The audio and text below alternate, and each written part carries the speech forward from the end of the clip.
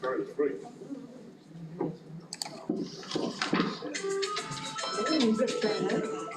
Turn mine on. Right.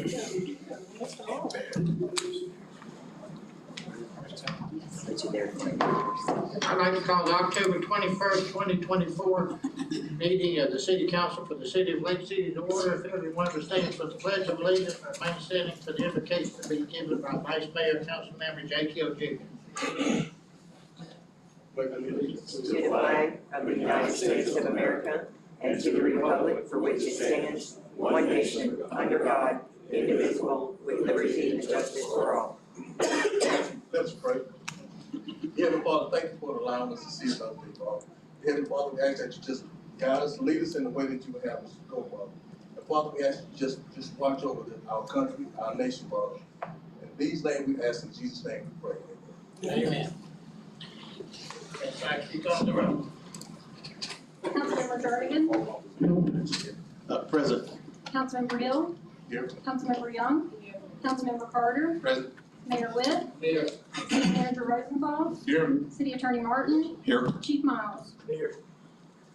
Okay, ladies and gentlemen, the Lake City Council has opened a public meeting since 1968. The city code has prohibited any person from making personal and pertinent outlandish remarks or becoming boisterous while addressing the city council. Yelling or making audible comments from the audience constitutes boisterous conduct. Such conduct will not be tolerated. There's only one approved manner of addressing the council, that is to be recognized and speak in the code. As a reminder, persons are not to openly carry a handgun or carry a concealed weapon or firearm while the body is meeting. Failure to abide by the rules of the forum will result in removal from the meeting. The first item is approval of the agenda. So approved, Mayor. Second. Motion is second to approve the agenda published. All in favor? Aye. Opposed? Okay, we have proclamations.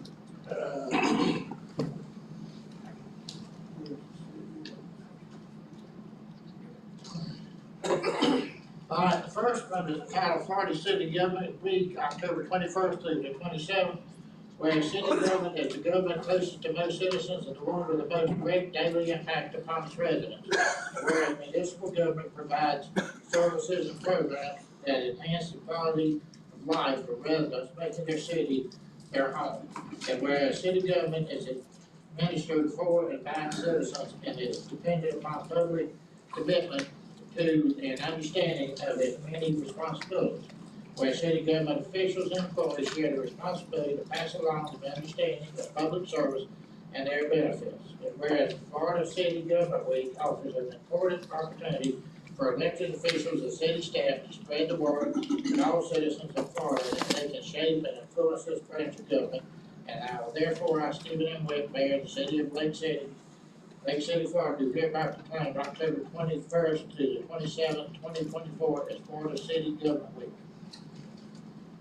Okay, and the next one is Red Ribbon Week, October 23rd to the 31st, 2024. Whereas alcohol drug abuse in this nation has approached epidemic stages, whereas visible and unified prevention education efforts by community members must be launched to reduce the demand for drugs.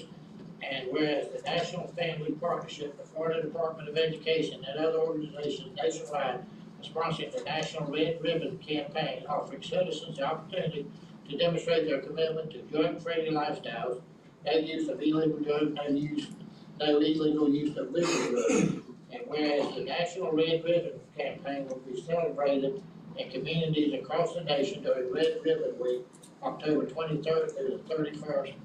And whereas businesses, government, parents, law enforcement, media, medical institutions, religious institutions, schools, senior citizens, service organizations, and youth will demonstrate their commitment to healthy, drug-free lifestyles by wearing and displaying red ribbons during this week-long campaign. And whereas the City of Lake City encourages the community to support the National Red Ribbon Campaign. Now therefore, I, Stephen M. Witt, Mayor of the City of Lake City, do hereby proclaim October 23rd to the 31st, 2024 as Red Ribbon Week and encourage all citizens to participate in drug prevention, educational activities, making a visible statement that we are strongly committed to the drug-free community. Okay. Mobility Week, October 25th through the November 2nd, 2024. Whereas Mobility Week is a cooperative effort by the Florida Department of Transportation and its partner agencies to promote awareness of safe, multimodal transportation choices by hosting an annual collection of outreach events.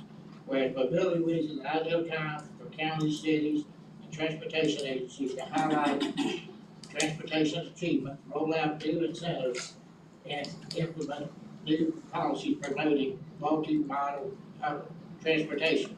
Whereas Mobility Week is an opportunity for individuals to explore how various active travel choices like walking, biking, riding, transit, or carpooling reduces traffic congestion and can be excellent alternative to travel choices.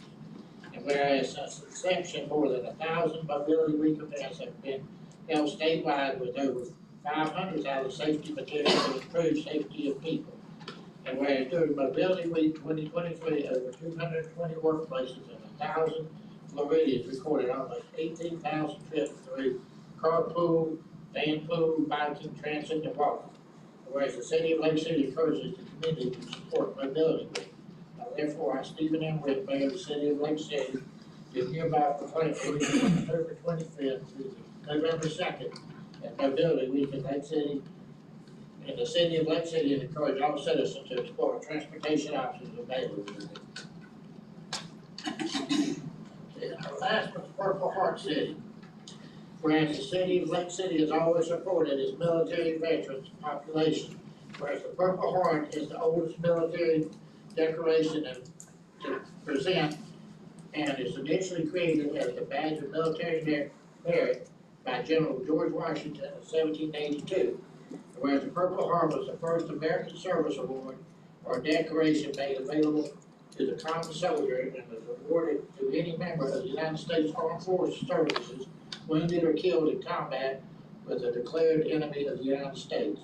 And whereas the mission of the Military Order of the Purple Heart is to foster an environment of goodwill among the combat wounded veteran members and their families, promote patriotism, support legislative initiatives, and most importantly, ensure we never forget the sacrifices made by these so decorated. Whereas the city of Lake City appreciates the sacrifices our Purple Heart recipients made in defending our freedom and believe it is important that we acknowledge them for their courage and show them the honor and support they have earned. Whereas the city of Lake City seeks to pay tribute to the men and women who have selflessly served our country and recognize the sacrifices they've made. Now therefore, I, Stephen M. Witt, Mayor of the City of Lake City, Florida, do hereby proclaim the city of Lake City as a Purple Heart City, honoring the service and sacrifice of our nation's men and women in uniform wounded or killed by the enemy while serving to protect our freedom. Mr. Huggins, would y'all like to come up? I'll present it to you. I'll come up there.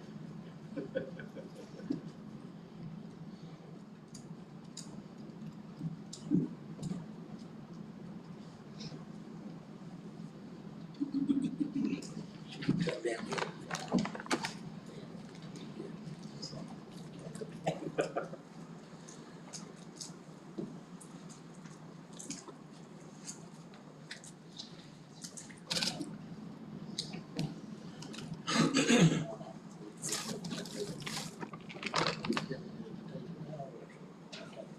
Thank you. Thank y'all.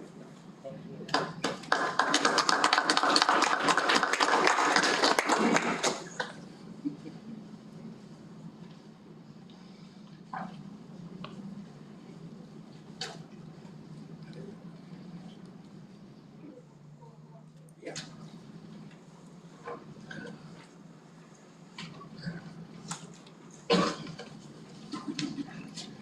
Okay, now public participation.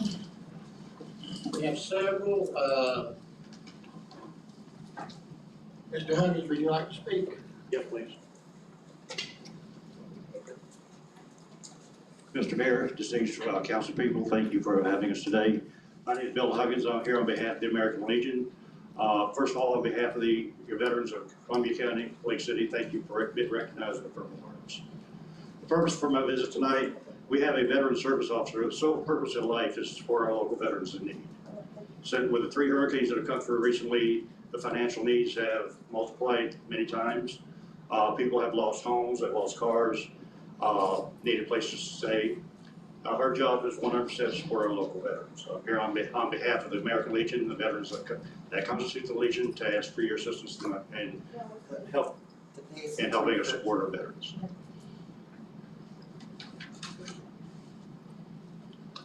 Go ahead. Mayor, may I ask a question, please? You said that you're here on behalf of the veterans for support, am I correct? Yes, sir. And whatever we could do to assist you in the mission of the American Legion, that's what you're requesting? That is correct, sir. Okay, with that being said, maybe later on, get with the city manager there and the staff that he has, and hopefully we can lead you in the right direction to assist the veterans, because that's so important to me as well as the other people in this community, Lake City and Columbia County. And if I'm not mistaken, our city manager, I think he was in the Army and then the Navy. He served his country as well. So we appreciate everything that you guys have done. I say you guys, including me too. You have joined, yes, sir. So please continue to do the things that you're doing out there for us. And we really, really appreciate that. And I know you got your back up there. So we really appreciate the men and women of this community and the sacrifices that you guys have made. So thank you so much. Did you want to speak to the event Wednesday? Oh, yes, sir. Wednesday, we're having the Purple Heart recognition where the Suwannee, Columbia, and Hamilton counties were recognized as Purple Heart counties, as well as municipalities, easy for me to say, who have already recognized Purple Hearts. We're having an event at the American Legion from 4 to 6 p.m. Dignitaries from the counties and municipalities will be invited. I guess the proclamation will be awarded at that time. Right. So please come on out. The public is invited. You know, we are trying to be a bigger portion of the community, as Commissioner can recognize from Saturday. But we are here to serve our community as well as our veterans. Thank you. Thank you, Mayor. Okay. One other question, Mayor. Can you tell for the record, exactly where you're located? I'm sorry, the location is 2602 Southwest Main Boulevard. Okay, and you are the commander there, am I That correct? is correct. Okay, Okay, next is Ben Lofstrom. thank you. My name is Ben Lawson. One quick question, and I'm not sure if all of you realize, but the building department is currently doing inspections, building inspections through FaceTime. And I know that started in a lot of building departments during COVID. People were worried about transmission of, COVID. So building departments would essentially stay in their office and do Zoom meetings or FaceTime inspections that way. Most of that's all been done away, but currently the Lake City Building Department is doing FaceTime inspections. Now Columbia County's not, but Lake City is. Now I do concrete work all over the place. From my point of view as a subcontractor, it's really nice. Takes me like 3 minutes to do a FaceTime and inspect it and then we're done. However, from the owner or contractor's point of view, it's not the most effective way to do an inspection. There's a lot of things these inspectors, they've done it for years. They know what they're looking at. They can come to a job site and look and see if it looks level. See if it looks, wrong, twisted, something out of place. If the setbacks look visually, too short, they'll put a tape measure on it. A lot of that stuff you cannot do through FaceTime. So I can show you the good portions of my work, and you don't know any better because all you're seeing is what I'm showing you. I'm asking for a move back to inspectors coming on the site. Thank you. Thank you. John Cole, John Price. John Price. this is Mr. Cole. Good evening. My name is John Cole. I'm with Kids Feeding Kids. I've come up here and asked a few times about starting community gardens and working in the community with our program. But I want to let you know that I just found out that we are receiving a grant again from Target. This will be our third grant, and this one is specifically for Martin Luther King Day.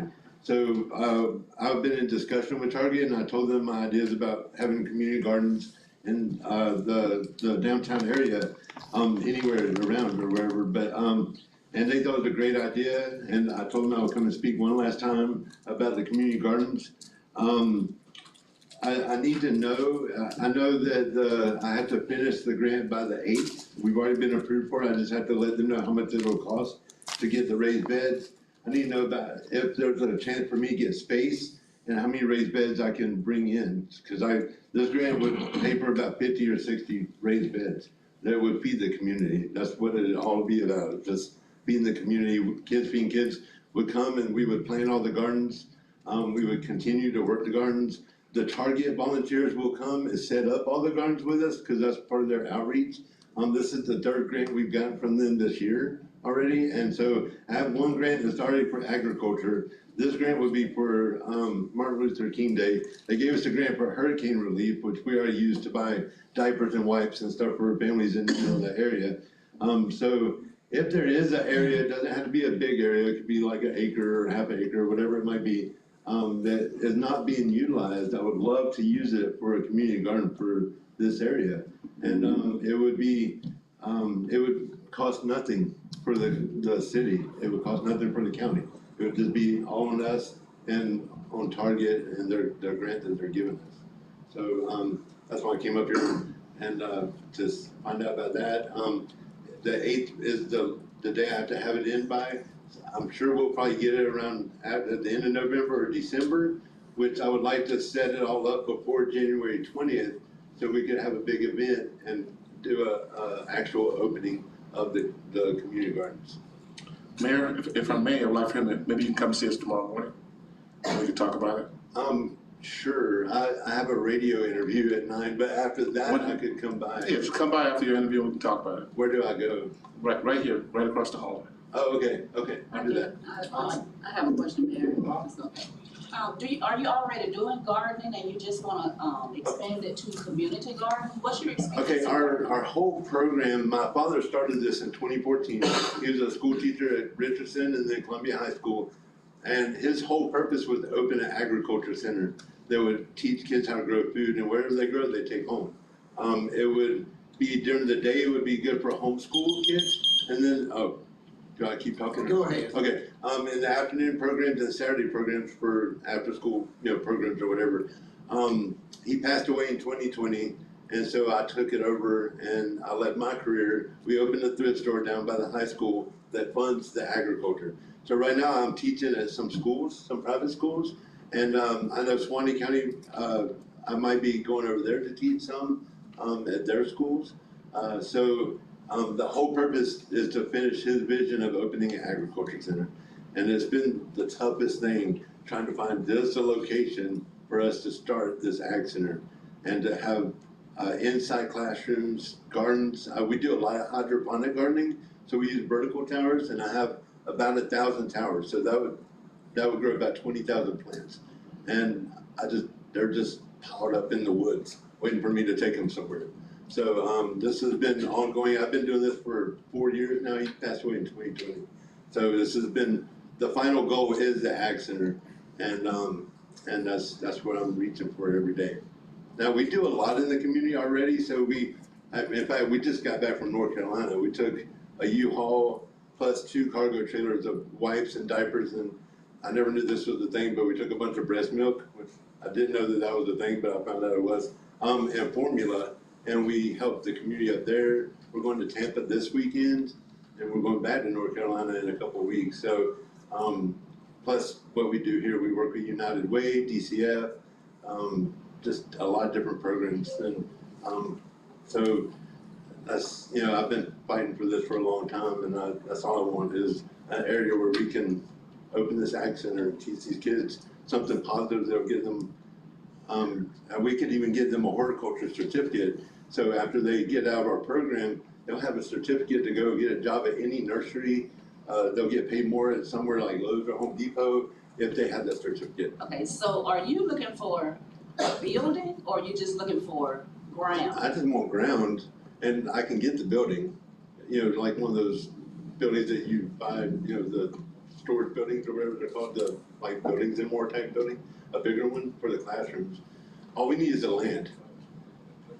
That has water and power, of course, but we have a lot of opportunity to do a big thing here in Lake City. Okay, make sure you get with, city manager. Yeah, if I may, just to, Sure. I've been with Kiwanis for 15, 16 years. We've done a bunch of stuff. We used to do a ton of stuff with his dad back in the day. We did a lot of projects in the schools, Richardson Middle School at the time. I think it's different now, but what they've been doing is good, and they've been having a hard time finding a spot to be at home. But if we can find them a piece of dirt to get a community garden going on, I think that'd be great. Great, thank you. And he even got me in Dunkin' tanks the last 2 years. Yeah, right. I had to get a Kiwanis kid day.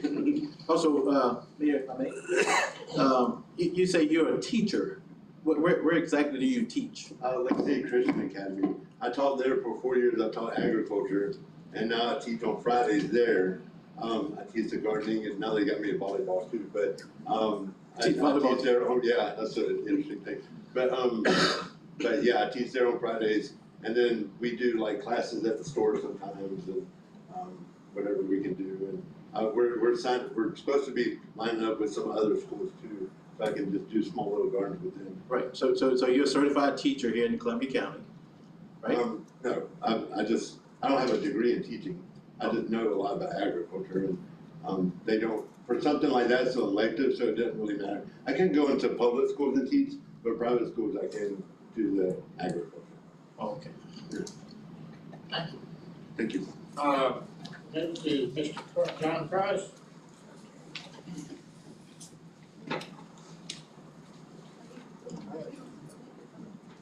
Good evening, everyone. My name is Mr. John Price. I grew up here in Lake City, lived here in Lake City off and on my whole entire life. But before I want to get to what's on my mind at hand here, first things first, I want to know if LCPD is in here. Yes. Anybody in here? Okay, I want to hear from LCPD. Somebody say something from LCPD. Anybody. It doesn't matter who you are. Just want to do all gratitude check. Detective Poteet, sir? To thank y'all for what y'all done for him a while back ago. Basically. Yes. I owe you guys and girls on the LCPD a big gratitude of thanks. That's why I want to say that to y'all first, because back in the end of July, y'all took a huge criminal off the streets that was buying EBT cards off of people at a storefront on Washington Street. And finally, he's gone. I believe that Officer Derek grabbed him and dealt with him. His name is Danny. He used to run the Safeway place up there on Washington. And thanks to Officer Derek doing what he did, there's one less criminal off the streets around here. And also, what corresponded this past Friday, the officers came out to my house after I called and said that, and told them that there were a couple of children passing through my yard, and my great concern is I don't want to be responsible for them getting hurt on my property. And the cops came out, also a new one that I've never seen before until that day, came out and told my wife that he wanted to meet me. I stopped doing what I was doing, came out and shook his hand, and you know what? If we had more cops around here like y'all, this place would be a better place to live, and we wouldn't have the problems we're having with crime right now. Thank you. Kudos to y'all for what you do. Keep up the good work. That's what I want to tell everybody that's on the LCPD force. Thank you all. Keep doing what you're doing. Thank you. Thank you. Yes, sir. Mr. DeWitt, I got one thing to say about the safety thing. He's not been walking by himself no more, he's been walking with me anymore. Good. Okay, and, simple as that, he wants to show you, whoever is going to come around here and show you the squad that's got on his leg, that he had got rid over on, what year, August 24th of 2018. so they told him that that's when his disability really is, besides his eyesight. Okay, thank you. Oh, sorry about that. He's got, you guys sit down first, baby. Yeah, somebody bring me a chair. So I can show y'all what I need to show you. Well, we don't need to see it, we believe you. Okay. Sean Holcomb,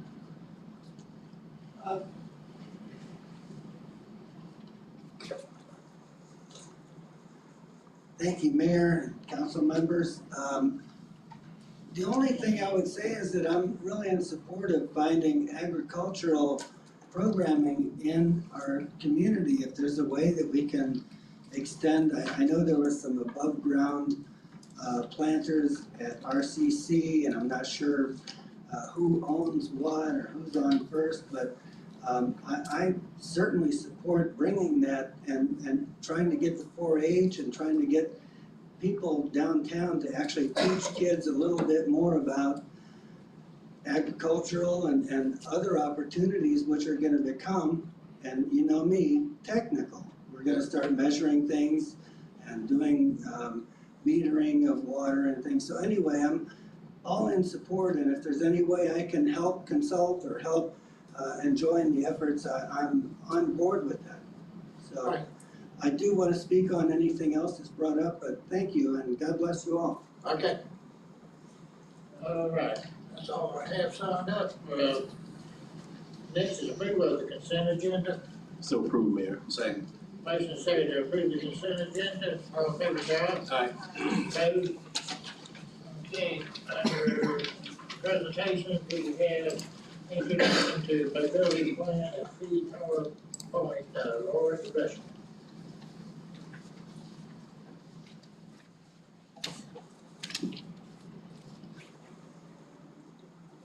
Good evening, Mayor and council members.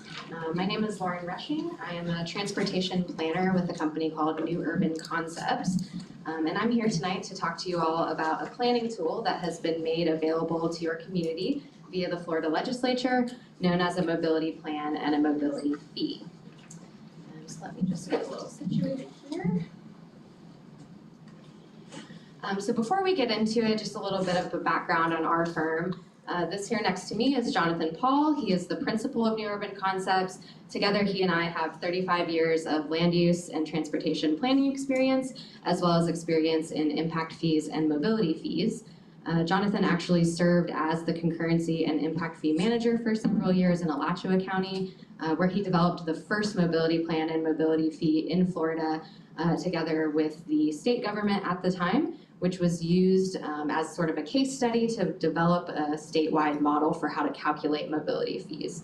And since then, we have developed more mobility plans and mobility fees than any other firm in Florida. So what is a mobility plan? A mobility plan is a vision for the city's transportation system to transition from one that is focused primarily on moving vehicles and moving them quickly to one that's focused on moving people safely. It is a long-term plan. It would look out into a 2045 planning horizon, and it identifies project needs at a high level. So this really is a strategic plan. And then lastly, it is required by Florida statute to serve as the basis for the development of a mobility fee. A mobility fee is meant to be an alternative to transportation concurrency and road impact fees, which you all may be familiar with. It is not a tax. It is a one-time fee that is paid by new development and redevelopment, and that is meant to mitigate that development's impact to the off-site transportation system. It does create a city-controlled funding source that can be used to fund a variety of multimodal infrastructure projects, as well as policies, programs, and services that would help you to facilitate those projects. So what is the difference between a road impact fee and a mobility fee? The two are similar, but they do have several important differences. And one of the most important differences is that a mobility fee must be based on a plan of mobility projects. So a road impact fee, that is not the case. It doesn't have to be based on a plan of projects. It's based on the general cost of roadway capacity. So impact fees are based on vehicle capacity, so paying for new roads and widening of existing roads. Mobility fees are focused and based on what we call person capacity. So that is the capacity for your transportation system to move people. And what that means is that there's a lot more flexibility in how you can spend that funding to add person capacity to your transportation system in the form of sidewalks, bicycle lanes, transit service, as well as roads. And so the first mobility plan and mobility fee was adopted in Alachua County back in 2011. And since then, there are about 40 communities that we know of that have adopted mobility fees and similar types of alternative mobility funding programs. We're working with 5 or 6 communities also today to develop new fees or update their existing fees. So this is something that has caught on pretty widespread throughout the state. So why do mobility plans and fees work? Jonathan started our company about 13 years ago, and I've been working with him for about 3 years now. And there's a reason why we have sort of chosen to focus our careers around this, really what is a niche type of planning project. And that is because we truly believe in this as a tool to help communities. In Lake City, as with many communities, a lot of things come down to money. We have been talking with your staff, Robert Angelo, for more than a year now since I met him at the Florida Planning Conference. And we've had a lot of conversations about Lake City, what your challenges are and what your needs are. And one of the biggest things that I've heard is that you need more money to upgrade your infrastructure. You're largely dependent on grants right now, and we know that the grant process can be very slow and cumbersome, and it's not always guaranteed. And what's more is when you are having difficulty upgrading your existing infrastructure, it's even more difficult to think about new infrastructure and planning for the future.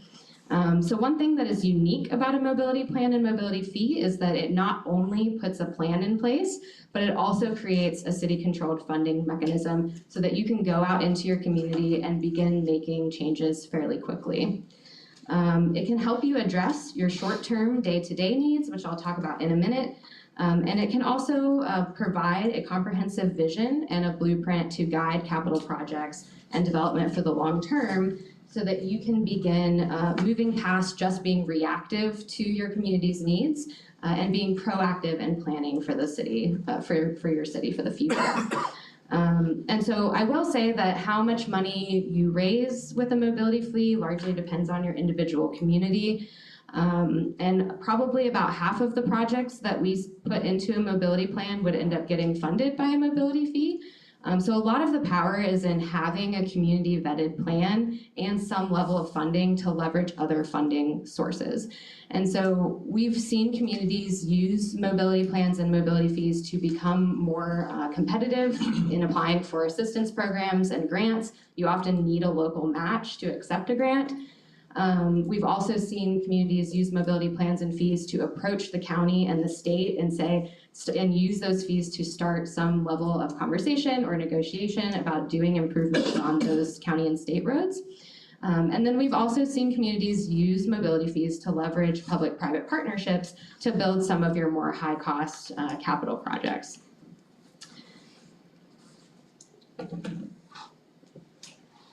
And so mobility plans and fees were first introduced in the Florida legislature as one response to this wicked problem in city planning that we like to call the vicious cycle of induced demand.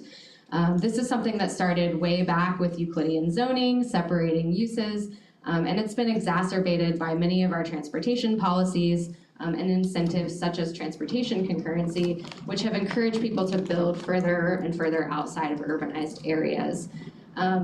As we've built outside of urbanized areas, we've had to provide more roads and widening of roads to provide the same level of mobility. And what we got is something that we now know as induced demand. When you make it easier for people to drive, more people are gonna drive, right? And so what we see is when you widen a road, in 3 to 5 years, you get the same level of congestion and you're back to square one. And so in the time that transportation concurrency has been in place, Florida has experienced rapid population growth. If you go down to South Florida or Central Florida, you'll see the consequences of the system in real time. A lot of these cities have communities that are already built out. They have 6-lane, 8-lane arterial roads running through the urbanized areas, and they still have unprecedented levels of congestion. And so the question that I pose to you all tonight is, how can Lake City kind of learn from these other communities and get ahead of some of the issues that those communities are facing today? And so the mobility plan and fee is really meant to lay the groundwork and create a framework for a transportation system to help you get ahead of the inevitable boom that you will see in Lake City. As coastal communities and communities in South and Central Florida become less affordable, as people move from out of state into Florida, places like Lake City become more and more attractive to more people. And so how do we get ahead of that and plan our city in the right way?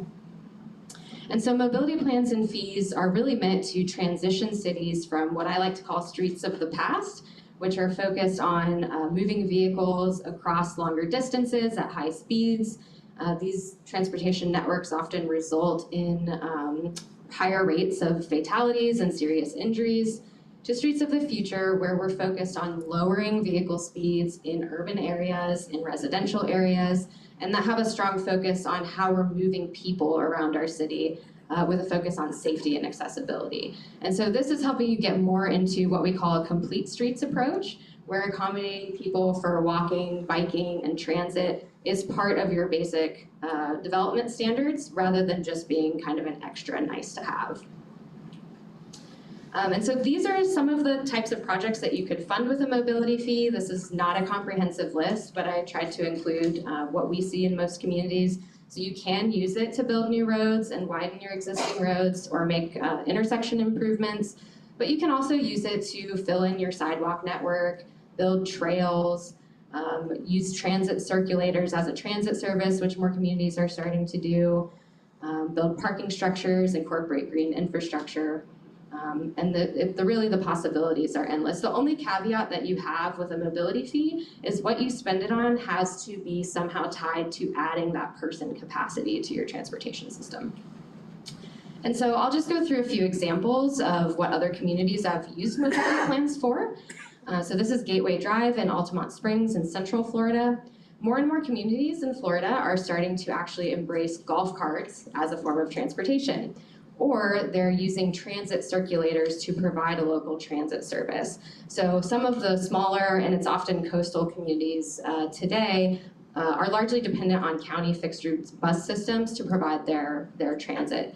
And so, you know, a lot of these communities don't have the critical mass that's needed to have their own local transportation transit system. And so what they're doing is running what's called neighborhood electric vehicles, which are like 6 or 9 person golf carts, and they're using those to provide a mobility on demand service or services for special events. And then some communities are actually looking at building, in addition to bike lanes and lanes for scooters, building dedicated transit ways to run things like that. This is in St. Augustine, where in their residential historical neighborhood surrounding this historic district, they were having a lot of issues with speeding. And the issue actually got so bad that some of the residents took it into their own hands to put out traffic control signs to slow down vehicles. And so we did their mobility plan back in 2022. And one component of their mobility plan was to do what we call low-speed streets. And so low-speed streets are where you would reduce the posted speed limit to 20, sometimes 15 miles per hour. But we know that reducing the posted speed limit on a road does not slow down vehicles in and of itself, right? Those have to be accompanied by geometric changes to the street design to actually physically slow vehicles. And so a low-speed street would be accompanied by traffic calming, or maybe it would include multimodal infrastructure to slow down vehicles and be more accommodating to all modes of transportation.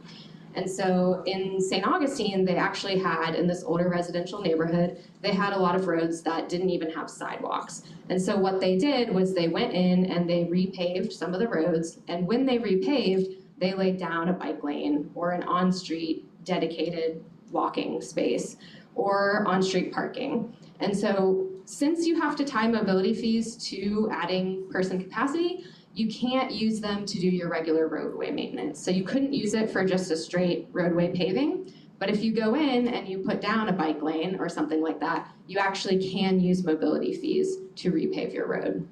So that's something that's been really beneficial for St. Augustine and that we think could also benefit Lake City.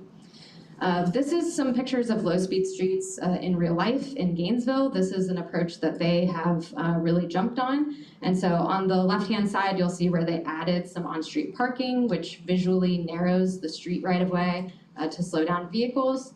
They also really love something that they call bicycle boulevards, which is a fairly simple concept. You paint a charo in the middle of the travel lane. You surround it with a green box or a black box, and then that street is prioritized for bicycle traffic. It does allow car traffic, but at slow speeds. And so this is something that has worked really well for them because it allows you to repave roads, but it also helps you to fill in your multimodal infrastructure so that you can have a complete network and people can get around safely. These are just some examples of traffic calming in Gainesville.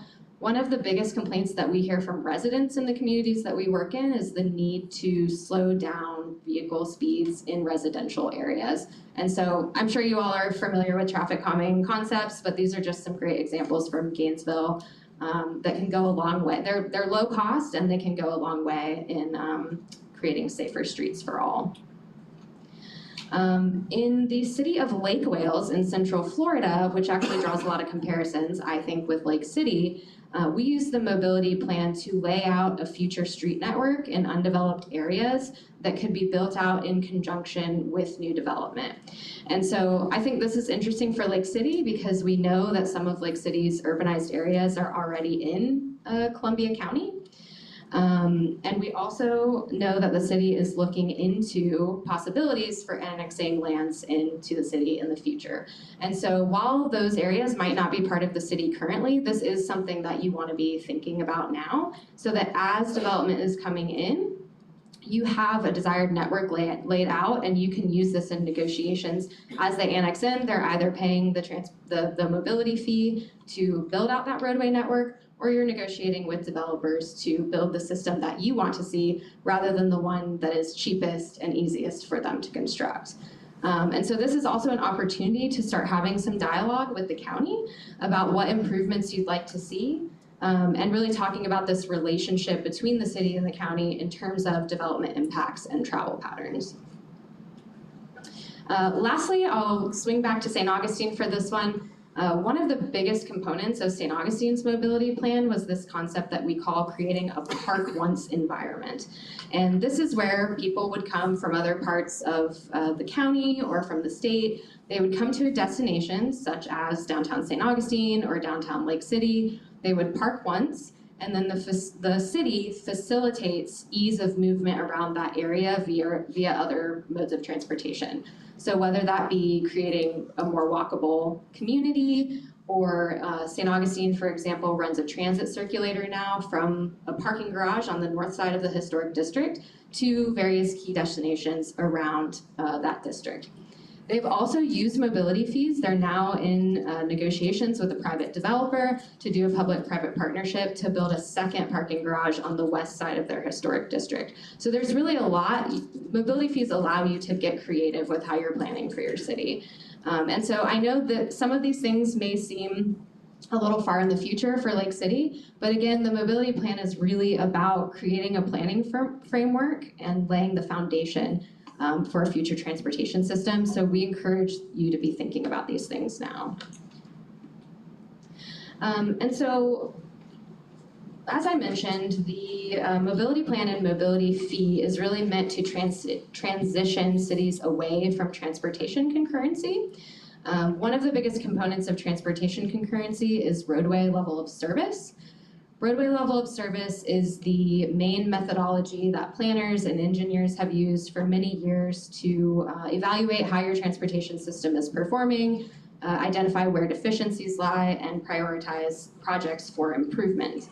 But roadway level of service only looks at the capacity and volume of vehicles, and it largely disregards how the system is performing for multimodal travel. And so Also, if you talk to any planner, they'll tell you that roadway level of service is a big barrier to creating walkable communities and prioritizing multimodal travel. And so what a lot of local governments have done over the last decade is adopt what are called transportation concurrency exception areas, or they've developed thresholds that are so high that you're kind of not even really measuring concurrency anymore. Or you might have it on the books, it might be in your comp plan, but nobody really does anything about it unless there's a big issue or someone complains. And so Florida statute encourages governments to establish multimodal level of service standards when adopting mobility plans. And so as a part of developing a mobility plan, if you also choose, and in most of the communities that we have worked in, we also develop what we call quality of service standards that can aid you in implementing the projects that are identified in the mobility plan. And so quality of service has a stronger focus on safety over volume. It considers all modes of travel, and it's actually based on the posted speed limit. And so that is so you can begin to design your streets to meet the target speed that you actually want to see people driving on your road. And this again helps you to create safer streets for all people. And so just like level of service, QoS can be used to prioritize project needs, develop performance measures, and also to develop more innovative design standards for your transportation network. And this creates a planning framework that allows for a lot more flexibility in how you design your streets to address transportation needs and reduce some of those barriers that I mentioned. And this is just a letter that we got back from FDOT. So quality of service can be adopted as a supplement to roadway level of service, so they can be used together. Some communities are starting to actually completely get rid of level of service and replace it with a quality of service methodology. The city of St. Augustine was the first to do that back in 2021, and this is a letter from the state approving that as an adequate methodology.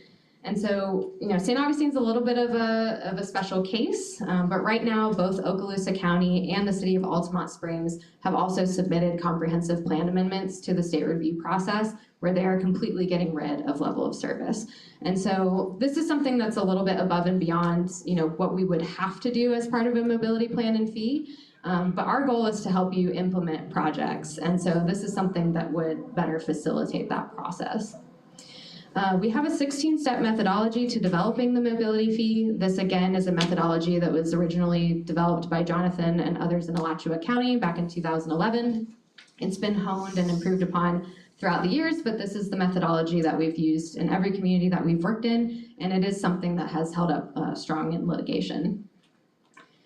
We have a 7-step process to implementing a mobility fee. Some communities like to start with establishing legislative intent in their comprehensive plan. That is an optional step, but it's something that some communities like to do. As a part of the scope that we've proposed to you all, we would be developing the mobility plan and mobility fee and giving you all an implementing ordinance to adopt that system. Once that system is adopted, there are a number of other steps you'd want to take just to make sure that that facilitation goes smoothly. So those would include things like updating your administration and assessment procedures. You are required by Florida statute to update your comprehensive plan within 1 year of adoption of that system so that the plan is in consistency with your mobility plan and mobility fee. And then finally, annually, as a part of your capital improvements program, you would look at your mobility plan, prioritize projects, and then move those projects into your capital improvements plan for implementation. We did provide you all with a proposed scope, which hopefully you got a chance to look at, but if not, I'll just give a quick summary here. So that scope includes both development and implementation tasks. The deliverables that you all would receive would be a mobility plan, map, and a list of projects in tabular form. We would provide you with a mobility fee schedule, which would be the schedule of rates that is actually charged to development as they come in with development applications. So that would be a rate per land use, per unit of measure, such as square footage or dwelling units. Those would culminate into what we call the Mobility Plan and Fee Technical Report, which serves as the technical basis for the mobility fee. This is all of your data and methodology and everything that's required by Florida statute to adopt this system. And then finally, you do have to adopt it with an implementing ordinance. In terms of implementation tasks, if you so choose, we would develop those quality of service standards for you to be adopted as part of the mobility plan, and we'll also do a small-scale comprehensive amendment. Lastly, we've also included some county coordination in the scope. So as I'm sure you all are well aware, Columbia County is a charter county. They have a road impact fee ordinance right now that says they are able to collect road impact fees within municipalities that have consented to the implementation of road impact fees. So as of right now, they do not require you to collect, the county does not require you to collect an impact fee for them. You are not collecting an impact fee at the moment. I don't think that the county has even been collecting their own impact fees up till very recently. They adopted earlier this year to begin collecting under that ordinance that was already in place. And I believe that went into effect this month, actually. So they're planning to raise mobility fees to first fund an updated study. So that's something that you all should be aware of. But since you're not collecting for the county, that should make this process easier to adopt your own fee.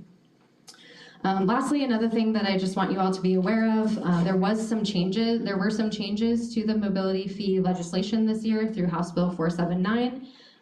This House bill now explicitly states that a mobility fee must be based on a mobility plan.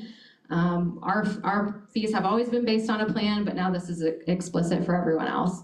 It also requires that the local government issuing the building permit is the entity responsible for the collection of a fee. And this is an important distinction because this has not always been the case. In many places, the county is collecting a fee, the city is collecting a fee, or the city is collecting a fee for the county and remitting that to the county. So now there can only be one fee. And cities and counties have to enter into interlocal agreement to establish a system for assigning mitigation between the two local governments. And that's just to ensure that developments not being charged twice for the same impact, also known as double dipping. That's not something that you all have to be super concerned about right now, just because you're not collecting for the county. But again, the county is gearing up to update their study. So city and county coordination will be an important part of this process either way. And so with that, that's a lot of information. Thank you for bearing with me. And I'm happy to answer any questions you might have. Yes. Go ahead, Jake. Yeah, what will be the cost to the city for this study? For the development of the mobility plan and mobility fee, so the scope that was proposed to you all was $150,000. And as I have been informed, I believe that was already approved in your budget for this next year. Mayor, if I may, staff brought this back up because we think that mobility fee by the city is gonna be very productive in helping us recoup some of the costs and do some of the things we want to do for some time that we weren't able to do because of finances. And we'll keep you appraised as we go along in this process, and you'll have the final say as to whether or not we actually adopt it. Yes, Mayor, if I may. I got a couple questions for you. I heard you say you've been working on this for about a year, you and the young man in the back there. How did you find out about Lake City, Florida? Well, last year at the Florida Planning Conference in Jacksonville, Jonathan and I gave a presentation on some of the work that we did in St. Augustine, and Robert attended that presentation, and we got to chatting afterwards. And since then, over the course of the past year, we've just had several phone calls to kind of talk about what a mobility plan and fee could do for Lake City. And that was the beginning of what I hope will be a budding relationship. Yes, I appreciate that. My next question is there any grant funding out there for this particular mobility fees? Is there any grant funding out there anywhere for any kind of project or anything like that? Yeah, so that is something that your staff looked into. And the grant I think they looked at was the community planning grant through the Florida Department of Commerce, technical assistance grant, I believe it was.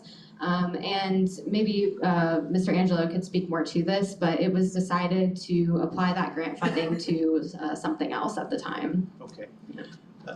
Last question, hopefully. I noticed how you do studies, and this is more of a safety issue or concern. Have y'all did any kind of research or in these other counties to see if this the safety of the citizens there have you did any kind of reports on fatalities or injuries, because here in Lake City, you notice I said we drive pretty fast, and we do have fatalities here and the loud mufflers and different things like that. So I'm just wondering, did they cut down on the safety of the constituents or citizens of this community, or in St. Augustine? Right, yeah, that's a great question. So there have not been any studies that have been conducted specifically in regards to the impact of a mobility plan and mobility fee. That is a little bit of a difficult thing to control for, I would say. But I know a lot of communities, there is funding that has come down from the federal government over the last couple of years from the Transportation Infrastructure Bill. And they started a new grant program called Safe Streets for All, which a lot of communities in Florida have been applying for grants to do what they call Vision Zero action plans. And those are plans that are specifically focused on crash statistics and making roadway safety improvements. So I know through that process, a lot of communities do create benchmarks and performance measures for looking again later at those statistics in the future. That's not part of a mobility plan and mobility fee process, but they do often go hand in hand. And we as planners and as a company, we have a strong belief that planning for a complete and connected multimodal transportation system, not that is anti-car necessarily, but just that provides more options for how to get around and prioritizes safety, has a big impact. It's a difficult thing to measure, but we truly believe in our hearts that that has a big impact on overall safety in a community. Okay, last question. I noticed how you said you and Mr. Jonathan, y'all got like 35 years experience in this concept. So, is there anybody else out there have came up with this type of idea, or like for example, is there like another company out there that does the same thing you guys are doing? There are a few companies out there who do, there are plenty of companies that do impact fees. There are less companies that do mobility fees. And we are one of the only, if not maybe the only, that has done plan-based fees and has a methodology for plan-based fees. And we believe that that is more of a defensible and data-based methodology, because the Florida legislature requires that there is a strong nexus between where you are collecting those fees and how those fees are being spent. And we think tying that to an actual plan of projects is a better nexus, essentially. And I apologize for asking you so many questions, but I'm a big fan of this. So I want to make sure that the constituents that's out there that did not come to the meeting is aware of these questions that I asked you, because these are the questions that I got. So now they got a chance to listen to the actual operator. You know what I mean? Absolutely. So thank you very much. I appreciate that. Yes. I believe this is something that really every community will have to look into, because we can't keep building roads and they're getting more crowded. Now Gainesville, I'm on the planning council, when they do a study on the improvement or something, they really just ignore their traffic because they can't, and they're doing a lot with this type of stuff. Like you said, we can kind of look to the future and maybe not make some mistakes that other people have, and all these alternatives that Absolutely, thank you. Okay, anybody else have any? I got a question for Thank you. somebody real quick. I need to Go ahead. know if we can get on the webpage, of y'all's webpage, and is it working right so you can get on there before it's moved on to make bills like It a still work? doesn't work. Okay, get with the staff. Okay, get with staff? Yeah, okay, thank you very much. All right, thank you, Mr. Mayor. Okay, next is open a quasi judicial hearing on city council ordinance 2024-2295 reading. Thank you, Mr. Mayor. Council members, tonight you have three matters that must be considered and voted on by the council in a quasi-judicial manner.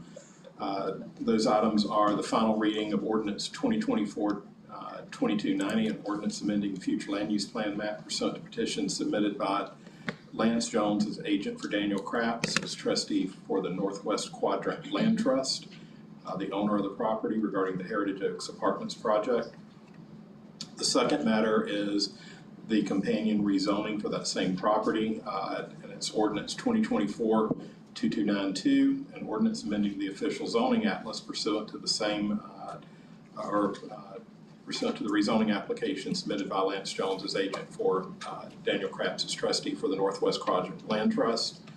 And then finally, ordinance 2024-2291, an ordinance amending the official zoning atlas pursuant to a rezoning application submitted by Todd Sampson as agent for Blow Riderwood LLC regarding the BRW Southwest Main Boulevard project. Before proceeding, I'd like to ask each of the members of the council if you've had any ex parte communications regarding any of these three matters before the council tonight, starting with Councilwoman Young. Have you had any ex parte communications on any of these? Okay, Councilman Carter? No. Councilman Jernigan? No. Councilman Hill? No. And Mayor Wood? Aye. All right, thank you. The purpose of the procedure tonight, as we know, is to ensure that an applicant provides a complete presentation of their request to the council prior to any other testimony being offered by staff. Testimony is taken under oath. We will hear, and all parties will have an opportunity to be heard in order. And we'll have an opportunity to cross-examine each other as well. Council members at the appropriate time will be able to ask questions of the participants, and then we'll move on to closing comments from each of the participants. As mentioned, this is a quasi-judicial action. Quasi-judicial actions must be supported by competent substantial evidence presented to the council during the hearing on the application. Competent substantial evidence is evidence a reasonable mind would accept as adequate to support a conclusion. There must be a factual basis in the record to support opinion testimony from both expert and non-expert witnesses, and people presenting testimony may support their testimony by relying on factual information provided by city staff, the applicant, or other information included in the city staff report. At this time, for each person who's going to offer testimony in these three matters, if you could each stand and take an oath all at the same time, that'll expedite things. Mr. Thomas, Mr. Jones, do y'all each swear to tell the truth, the whole truth, nothing but the truth in all of these hearings? All right, yes. Thank you. Council members, the first matter before you, as mentioned, is ordinance 2024-2290 on second reading, which the title of which states as follows: an ordinance of the City of Lake City, Florida, amending the future land use plan map of the City of Lake City Comprehensive Plan is amended, relating to an amendment of 50 or less acres of land pursuant to an application submitted by the property owner of said acreage under the amendment procedures established in sections 163.3161 through 163.3248 Florida statutes as amended, providing for changing the future land use classification from residential medium density or less than or equal to 8 dwelling units per acre to residential high density or less than or equal to 20 dwelling units per acre of certain lands within the corporate limits of the City of Lake City, Florida, providing severability, repealing all ordinances in conflict, and providing an effective date. Mr. Thomas, at this time, could you please provide a brief introduction and a summary of the proposed ordinance? As stated, this is the CPA, which is the change to the future land use plan map of the City of Lake City. It's on approximately 1.63 acres. As stated, is currently the future land use designation is residential medium. The request is to go to residential high density. This would effectively be allowing current use could go to 13 units. This would allow for up to 32 units. Staff has reviewed the application and it complies with the city's comprehensive plan and has the adequate level of service for utilities available. The applicant's agent, Mr. Lance Jones, is here if the council has any questions of the applicant, as well as staff is ready to answer any questions. Any questions? Thank you, Mr. Thomas. I got one question if I could. I heard you say it went from 13 to 37, 36? Yes, sir. Under the existing future land use category, they could do up to 13 units on the property. With the change, they'd be allowed to go up to 32. To 32, okay. Does the applicant have a presentation? Yes.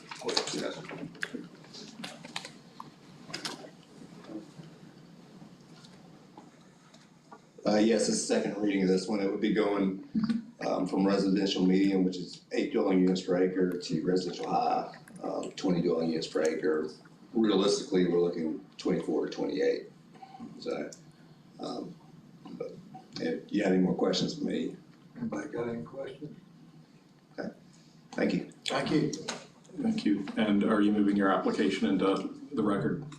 Yes. All right. And Mr. Thomas, are you moving the city staff report into the record?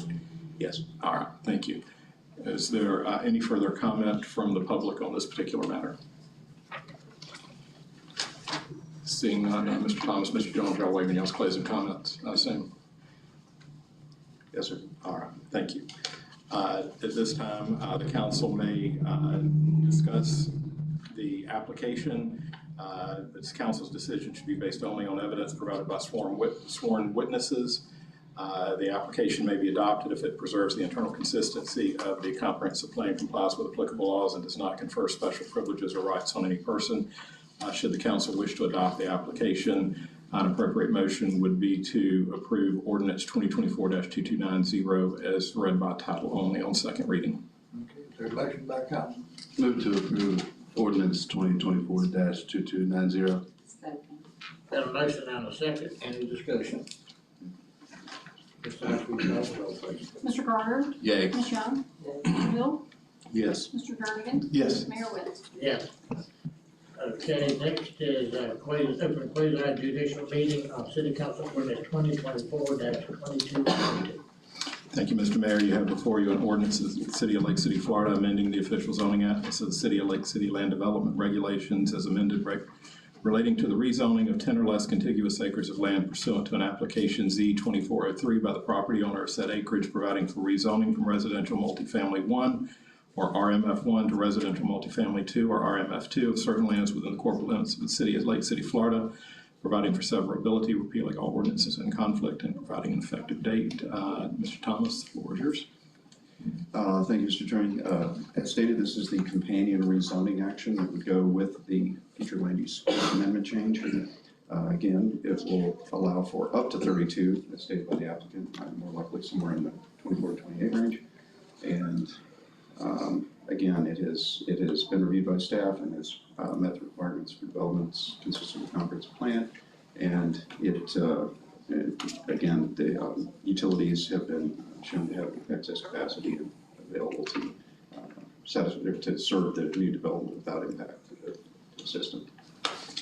Thank you, Mr. Thomas. Mr. Jones, do you have anything to add to your prior, and you're entering your prior testimony as testimony in this hearing as well? No, sir.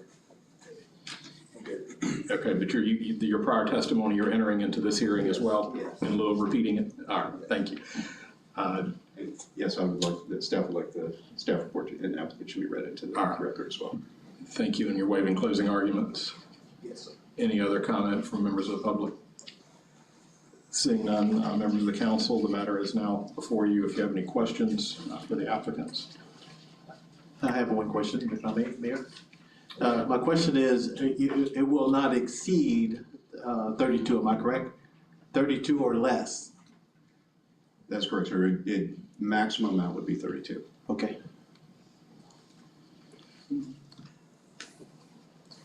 Seeing no further questions, the matter is before the council at this time. The council shall take into consideration recommendation of the Planning and Zoning Board on this matter and those matters listed in section 15.2.2 of the city's land development regulations. Should the council wish to adopt this ordinance, an appropriate motion would be to adopt ordinance number 2024-2292 on second reading as read by title only. Okay, is there a motion as to City Council ordinance 2024-2292? Mr. Mayor, move to adopt 2024-2292. Got a motion and a second, any discussion on this? Ms. Sykes, call the roll. Mr. Carter? Yay. Ms. Young? Yes. Mr. Hill? Yes. Mr. Jernigan? Yes. Mayor Witten? Yes. Okay, next we have open quasi judicial hearing on City Council ordinance 2024-2291. Mr. Martin? Thank you, Mr. Mayor. Council members, you have before you ordinance 2024-2291, an ordinance of the City of Lake City, Florida, amending the official zoning atlas of the City of Lake City land development regulations as amended relating to the rezoning of 10 or less contiguous acres of land pursuant to an application Z-2402 by the property owner of said acreage, providing for rezoning from commercial general or CG to commercial intensive or CI of certain lands within the corporate limits of the City of Lake City, Florida, providing for severability, repealing all ordinances in conflict, and providing an effective date. Mr. Thomas. Thank you, Mr. Attorney. Stated this is a rezoning for a parcel that is approximately 1.13 acres. It's on a major arterial roadway within the city of Lake City. The future land use is commercial and is stay commercial. The zoning designation currently is commercial general. The request is to zone to commercial intensive. Staff has reviewed the application and recommends approval of the rezoning application. Thank you, Mr. Thomas. Mr. Jones, any presentation?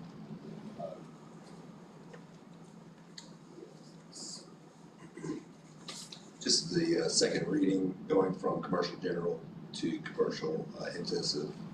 I mean, if you have any questions, let me know. Any question? Thank you. Any members of the public wish to speak to this matter? Seeing none, Mr. Jones, Mr. Thomas, are y'all each moving your respective reports into the record? Yes, all right, thank you. Let the record so reflect, and you're waiving your final comments? Yes. All right, thank you. Any further comments or questions from the council? Seeing none, the matter is before the council at this time. For vote, the council's decision should be based only on the evidence provided by sworn witnesses. In addition, the council shall take into consideration the recommendation of the Planning and Zoning Board in those matters listed in section 15.2.2 of the city's land development regulations. At this time, the council may discuss the application and testimony and any findings of fact and vote on the proposed ordinance. Should you wish to adopt this ordinance, an appropriate motion would be to adopt ordinance 2024-2291 as read by title only. Okay, is there a motion as to city council ordinance 2024-2291? I have a motion to adopt city council ordinance number 2024-2291. Second. There's a motion and a second, any discussion? Ms. Sykes, will you call the vote? Ms. Young? Yes. Mr. Carter? Yay. Mr. Hill? Yes. Mr. Dorrigan? Yes. Mayor Witten? Yes. Okay, next is, item 12, guidance for council planning and funding for new city hall. Mr. President Dodd. Thank you, Mayor. So, Mayor, we're doing a feasibility study, and that study is currently underway. That's gonna tell us what it's gonna cost us and the funding sources and things like that. We also are looking at an analysis overall for how we can cut costs in the design of the actual building. We've gotten some commitments from several local banks to help finance or help bond the building construction. First, one of the local banks that we've been with for a while has also offered to support our housing authority once we develop that. I also got a number of assigned reports from staff that we're gonna start right now with Dee. Thank you. Mayor, I'd like to start with the Gwen Lake Restoration Project for Mr. Hill. Okay. The engineering team has made significant headway with task 1. They're looking to complete the CAD and geotech by the end of October. Engineers will then shift their focus to task 2, which involves obtaining permits and working on the conceptual design. Next on the list, we have broadband. Obviously, we're out looking for grants to kind of help with the implementation of this. We've been speaking with a vendor to help with the auxiliary equipment, locations, and estimated costs. We're also speaking with a company that handles the grant application process for our area. Next step, we'll be sending them over some information as far as possible locations, maps, and where we can run lines and fiber hubs, which will also complement where we put the city hall at. Update on the senior home repair. Currently, the county has signed a contract for 6 homes that are within the city limits. I'm waiting on a more update off this one. I did reach out to them on the 1st of October, and I have not heard due to the storms and everything. The Lake Montgomery Pier, from my understanding, the pier has been installed. Staff currently has the fence scheduled to start being put in the next few weeks, and then we'll also move into implementing the sidewalk and the other stuff that we dedicated to that project. Enclaves and annexations, y'all have seen a few come through. We also have a resolution done for a larger, we're breaking it down into parts. At the point that we're at, I think legal is gonna start working with the county to come up with an interlocal agreement to move forward with that. The scrapyard, me and the city manager have spoken with the property owner about a possible relocation from the downtown quarter. The talks have been positive, but they are only preliminary at this time. The women's club, I know y'all seen some stuff about far as we have closed the women's club, for repairs. We have received some estimates on it. I've discussed that with the city manager and it will be presented at the future meeting. Streetlight audits, we're currently going through and, mapping and verifying all the locations of the light poles that we are responsible for the maintenance of. Once that is completed, we'll do an overall assessment to see where lights might be needed or what might be needed to, expand the light. The Wilson Park Amphitheater, I spoke with Marie Fox from Fred Fox Enterprises. The final floodplain notice was published in the newspaper on 10/2 and the public comment expired on 10/17. We are currently waiting for the final ER for the mayor's signature and I anticipate this project going out for solicitation beginning of 2025. State Road 47 infrastructure extensions. We are out for bid. That is a big project. I'd like to send a shout out to Steve Brown for all the work he's done on that one. That is gonna be a major implement out there. The skate park, y'all know that y'all approved resolution 2024-110 for developing a master plan for the entire Youngs Park area. I hope to have a rendering at the beginning of the year for that. Salingeri Park, y'all also, we're still in the eminent domain process. We're moving that fast as we can. But we also did get a notice to proceed out for creating a master plan for that as well. Parking garage, I've spoken about several local potential locations for the city manager. We're still going through it to kind of see where it might be best fit at. If there's anything that I did leave off, y'all can get with me and I'll give you an update on that as well. And I wanna thank, y'all for, preparing this and bringing us up to date. Well, Mayor, we got a couple more things. I think we got something from finance. Sure. Yes, on behalf of the finance department, I just wanted to bring to your attention, as y'all know, since Mr. Rosenthal's been here, he's dedicated to finding ways to enhance the city's revenue for sustainable growth.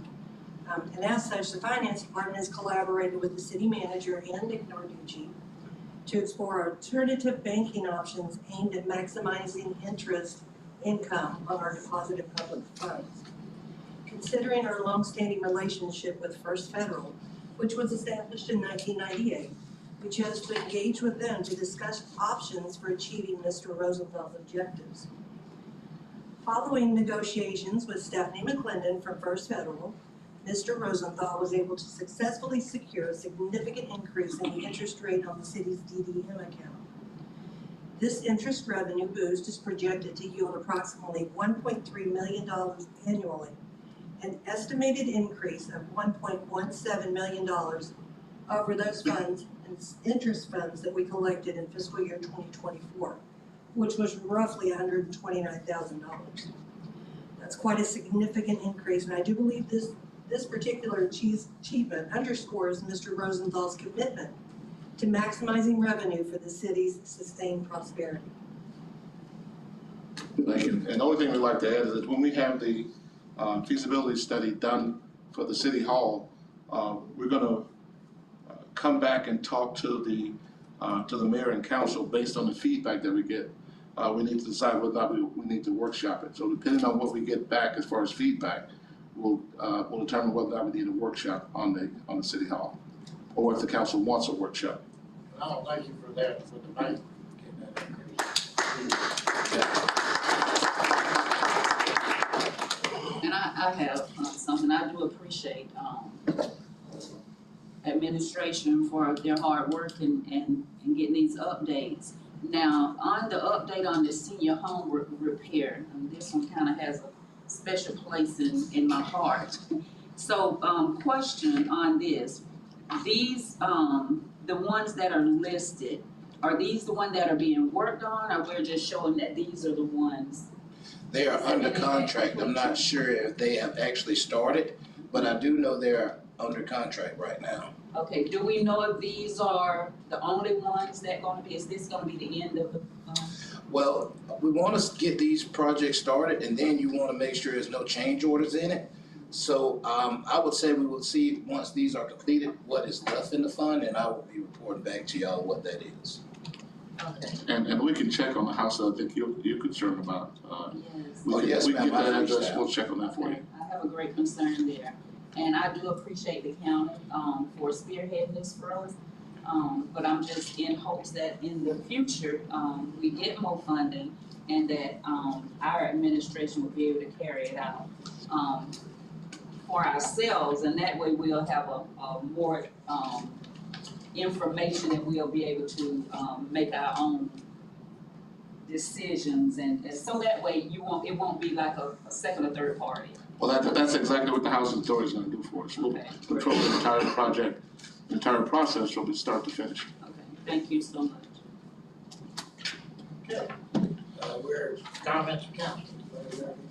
Yeah, just briefly, I was gonna say it earlier, but we got a little hiccup there. I'm a big supporter and fan of the concept of the planning that our presentation was on earlier. I think as you go around Lake City and Columbia County, you can find evidence everywhere of a lack of a long-term vision when it comes to the planning of a lot of different roads and different things like that. And the best time to start was probably 50 years ago. The next best time is now. So I like that. I think when you travel around, you go to Janet, my wife and I, we like to go to all kinds of random cities in Florida, and we were actually just in Lake Wales a few weeks ago to see that tower. If you've never seen it, it's neat.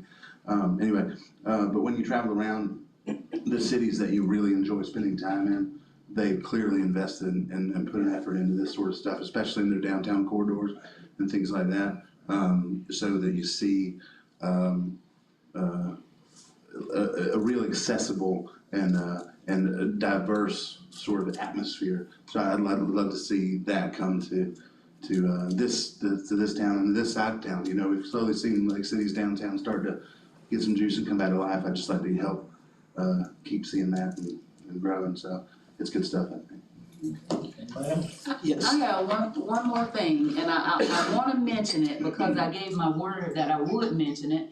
I have asked, city manager and also assistant city manager concerning, debris from the hurricanes, and I already know that our workers are working diligently to get this done. There's still a lot of debris out there, and we're continuing to work, and I have gotten, information, I mean, that's the word I've gotten, and I know it to be true. And there are all areas, there is debris, so there's no one part of the community that's suffering from the debris being there. So you scratch Steve, here he comes. Thank you, I didn't wanna bother you, but I don't know if we were gonna make it through. So, I would like to thank IT for this. They did follow through with getting the map up. If you go to the Lake City webpage, go in the search bar and hit debris pickup, there is a live map that gets updated every day of where we've been. So what we're starting to see in some of the areas we've been through, there's additional piles coming out. They're saying, well, you hadn't got these. If you go to that map, it shows exactly where we've been, and that's where all the crews are working. So if you go into the search bar and hit debris pickup, you can see, and that gets updated daily. Great, Thank you. thank you so much. Yes, Mayor, if I could, Forest Hills, when it comes to the debris, Forest Hill, according to constituents over there, they're older population over there is they're suffering, and they're beginning to burn the trash in the city limits. So if you would double check, recheck Forest Hills over there. I think I've already talked to Dia about that. And the other thing I wanted to say is I really appreciate the staff here. From the top to the bottom, I mean, we have put in some hours, we put in a lot of work. And I do not like to hear the word I. You know, I did this, or I did that. I like to hear we accomplished a mission. and you know, people don't care who gets the credit, but I love hearing the word or the expression, we accomplished a mission, not I did this and I did that. That's not the way it is, because you cannot do it without, from the bottom to the top, you cannot do it. So I'm looking at the city's growth, and I'm loving the fact that we accomplish a lot of missions. So keep up the good work, all of the staff. I haven't met this young man back here yet, and I didn't even know who he was until he came up here, but there's a good group of individuals here, so let's keep it up, doing the job that we are doing, because we can accomplish all the missions that needs to be accomplished. We can do that, it's not I. Okay, just make sure y'all understand that. Okay, Mr. Hill. Yeah, I got a question, to Mr. Johnson or Mr. Rosenthal. We just, got a contract, well, someone just signed a contract with the, cemeteries to keep the cemeteries more. After the storm, a few weeks ago, I saw inmates in the cemetery picking up limbs. Now, if the city is paying someone to maintain the cemetery, or those cemeteries, why are the city inmates, why are the inmates picking up what they should be, what they're getting paid to pick up? Okay, I think Dee can address that, I had this. Yes, Councilman Hill, you called me about that one, speaking with Public Works. We do have a contract for 2 cemeteries for mowing and cutting. It was actually trees down in the cemetery. That was not part of the contract, so we actually had to send the inmates in there to help cut it up and pick up the debris. That was not included within the mowing contract for the cemeteries. I think we might need to do that contract. Okay, anything else? Looking good, good. Let's get